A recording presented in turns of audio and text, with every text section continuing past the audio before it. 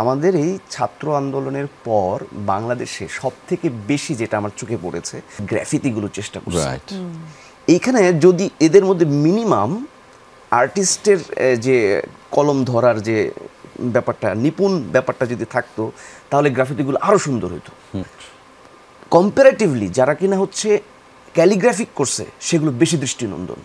যে কোনো ধরনের ক্রাইসিস হোক, সেটা প্রাকৃতিক দুর্যোগ থেকে শুরু করে মনুষ্য সৃষ্টি যে কোনো ধরনের করোনা, কিংবা গত 2-3 মাসেও আপনাদের তো সকল কাজ বন্ধই ছিল।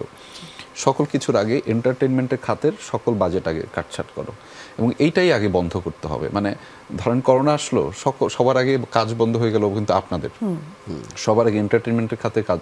এখন মানুষ বিনোদন চায় না, হ্যাঁ এখন, কিন্তু এটা যে খুব জরুরি আমার ভালো থাকার জন্য, মানসিকভাবে নিজেকে সন্নিবেশিত রাখার জন্য, এটা যে খুব জরুরি, সেটা আসলে বোঝে না। এই যে বোঝে না মানুষ, এটা বুঝাইতে না পারার ব্যর্থতাটা কাদের?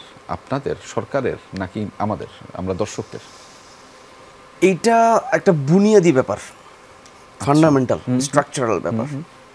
ধরেন আমি যেহেতু শিক্ষকতা করি, সেহেতু আমি জানি যে 72 সালের পর থেকে যে শিক্ষানীতিগুলো হয়েছে, সেখানে কোনো উদ্দেশ্য নাই যে 10 বছর পরে আমি এর ফলাফল কি পাবো, আমার গোল নাই, রাইট। কয়েকটা বিষয় ছাড়া, একটা জাতীয়তাবাদী ছেলে হবে, সে মানুষের ভালো করবে, এই করবে, সমাজ গঠনে কাজ করবে, এই হচ্ছে তাদের উদ্দেশ্য।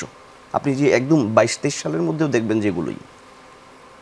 তাহলে আপনি যে ছেলেটা স্কুলে যাচ্ছে, সেই ছেলেটা সিনেমা টেলিভিশন দেখছে, কিন্তু এই সম্পর্কে তার পারসেপশন তৈরি হচ্ছে না।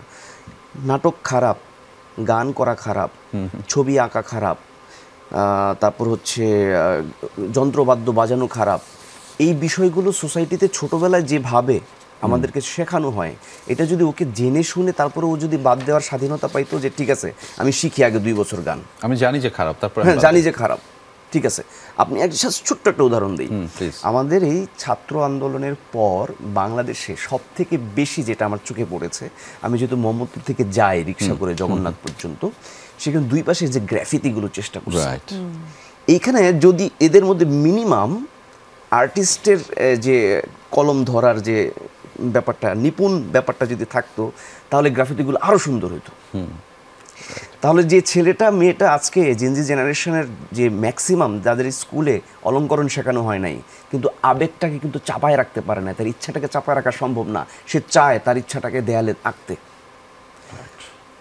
কম্পারেটিভলি যারা কিনা হচ্ছে ক্যালিগ্রাফিক করছে সেগুলো বেশি দৃষ্টিনন্দন। আপনি যদি হচ্ছে শিল্পের ভাষা দিয়ে আপনি হচ্ছে একটা স্পেসকে পরিকল্পনা করতে বলেন, তার স্ট্রোক, প্রত্যেকটা স্ট্রোক অনেক স্ট্রং, তাহলে আমাদের স্কুলের পড়া ছেলে মেয়েরা তাহলে কেন তারা সুন্দর করে গ্রাফিতি করতে পারলো না? এটা ফলাফল হচ্ছে আপনি গত 10-15 বছরে ছেলে মেয়েকে কারো এই বিষয় থেকে দূরে রাখছেন। মানে এটা তাহলে সরকার দূরে রাখলো, এইটা রাষ্ট্রের উদ্যোগ নেওয়া উচিত। আমার ভবিষ্যৎ প্রজন্ম কেমন হবে, সে গান সম্পর্কে ভাবনা রাখবে, নাচ সম্পর্কে ভাবনা রাখবে, তো কোরআন তেলাওয়াত সম্পর্কে ভাবনা রাখবে, মানে হামদ নাদ গজল সম্পর্কে ভাবনা রাখবে, পারফরমেন্সের বিষয়ে ভাবনা রাখবে, বিতর্ক করবে। তার শিক্ষা দীক্ষা কেন হচ্ছে রেজাল্টের উপর ডিপেন্ড করবে? যদিও আমাদের ট্র্যাডিশনাল শিক্ষা, ট্র্যাডিশনাল ভাবনা থেকে বের হয়ে আসতে হবে। আমাদের প্রথমত জরুরি এই শিক্ষা ব্যবস্থার সংস্কার। যদি কখনো সুযোগ হয় আমি বলতে চাই, কিন্তু শিক্ষা ব্যবস্থার সংস্কার জরুরি। আপনি যদি প্রজন্ম তৈরি করতে না পারেন, তাহলে প্রজন্ম হাল ধরবে না। আমরা প্রজন্ম তৈরি করতে পারি নাই, রাষ্ট্রের মধ্যে জিজ্ঞাসা তৈরি করতে পারি নাই যে এই ইন্ডাস্ট্রি নিয়ে আমরা আসলে কি পয়েন্ট অফ ভিউ নিয়ে কথা বলবো।